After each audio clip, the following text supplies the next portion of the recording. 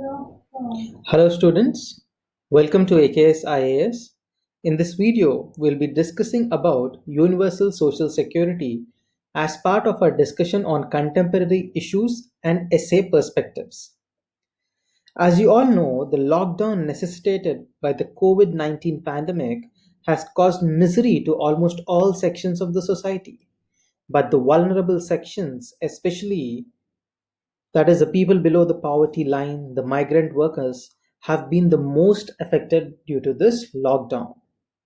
Further, the principle of universality of social security is enshrined in various goals related to the 2030 Agenda for Sustainable Development. In this context, the imperative of providing universal social security has assumed much significance. So, what is this universal social security?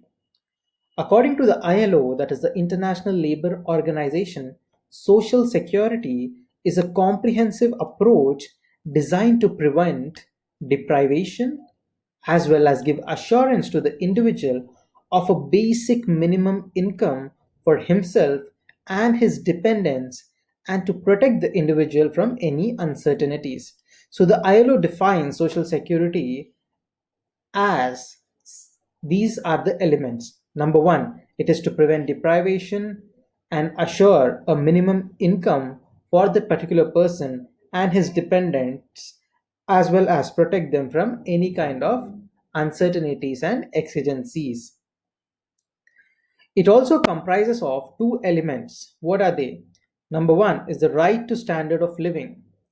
So, this means that it is such standard of living is guaranteed for the health and well-being, including food, clothing, housing, and medical care, and necessary social services. Number two, it is a right to income security, which is especially important in the event of unemployment, sickness, disability, widowhood, old age, and other lack of livelihood in the circumstances beyond any person's control. So this is the broad contours of what does social security mean, and the two main dimensions, two main elements are to have an adequate or sufficient right to standard of living as well as to secure a income security. So, what is the need for universal social security in India? Number one, majority of workforce is in the unorganized sector. The organized sector workers constitute less than 10% of all the workers in India. So 90% of the workforce in India is constituted by the unorganized sector. This leaves more than 90% of the workforce without any job security, social security, labor rights, and post retirement provisions. So these are not available to these informal workers. Also, in a dynamic market economy, workers will lose jobs at a faster pace with technological changes. Thus, workers need to keep learning to stay productively employed. However, in spite of great attention given to the skill development in the last 15 years, the results are not very encouraging as per the data. Number two, it is too expensive private healthcare expenses. So, the private healthcare expenditure in India is very expensive. Thus, out of pocket health expenses, which create barriers to seeking healthcare and can push marginal households into poverty, such as nearly 90% of the private expenditure is spent on health by an average Indian. Also, COVID 19 has highlighted the urgency for providing universal free healthcare. It has demonstrated that private healthcare can be afforded only by the wealthy. So, thus, especially the poor people and the migrant workers are deeply affected due to these crisis situation, and thus if this universal social security is guaranteed, these people will be protected from exigencies like what we have experienced during COVID-19. Number 3, inadequate expenditure on social security. India has a broad aim of social protection programs, but the overall public expenditure on social protection, excluding public health care, is only approximately 1.5% of the GDP, which is lower than many middle income countries across the world. Having discussed what are the limitations and what is the need for having a universal social security, now let us try to understand and analyze what are the steps required to implement universal social security. Number one, extending MGNREGA to urban areas. NREGA has proved its utility by providing employment to millions of workers who have reverse migrated. What is this reverse migration? See, when a particular person is migrating from a rural area to an urban area, that is called as migration. And if this person returns back to his rural hinterland, that is called as reverse migration. Thus, there is a case for extending this program to urban areas, with municipal bodies being given the responsibility for providing a fixed number of days of work to all those seeking for it. Thus, municipal bodies should have a wide range of works to get done, such as improving sanitation, minor repairs, in which they could productively use the labor. So, until now, Narega works have been more dedicated only to the rural areas. Okay, so this author is stating that it should be extended even to the urban areas so that the urban infrastructure, social infrastructure is improved.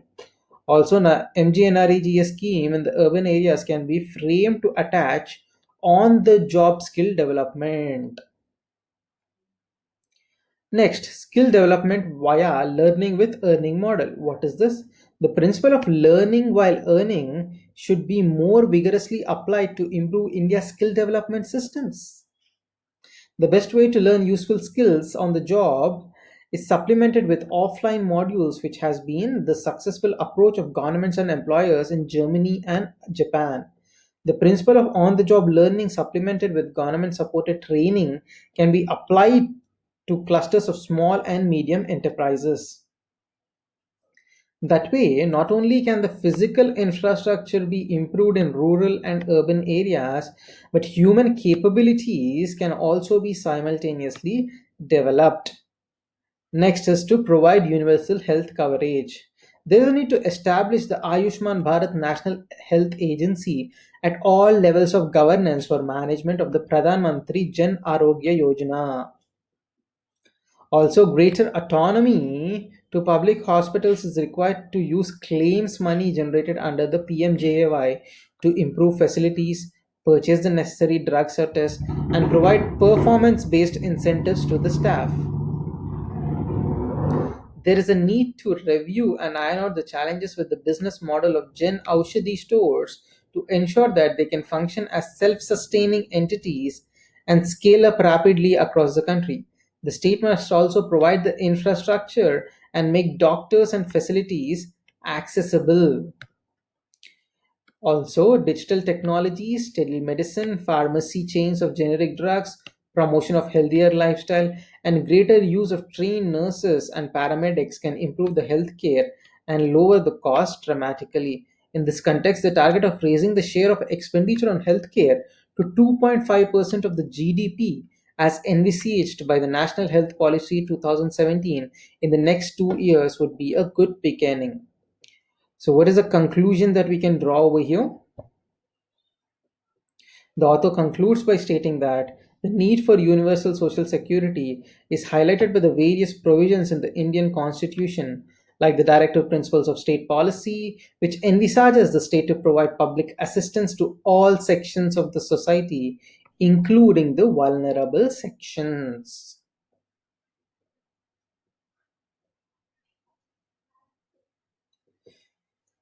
So, here you can see the protection plan.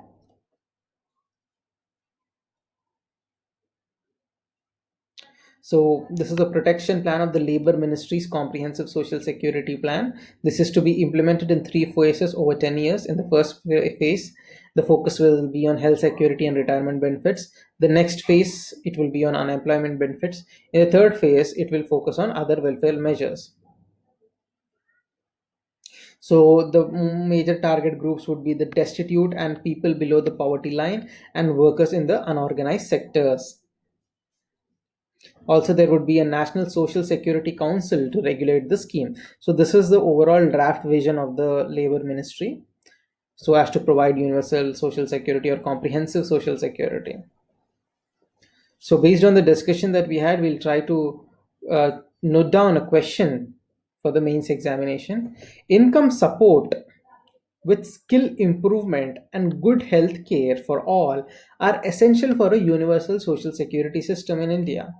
Discuss. So, based on the discussion that we had, please try to analyze and answer this question, wherein you have to try to establish a linkage between income support and skill improvement along with good health care so as to realize the true sense of social security in India. Thank you. Have a good day.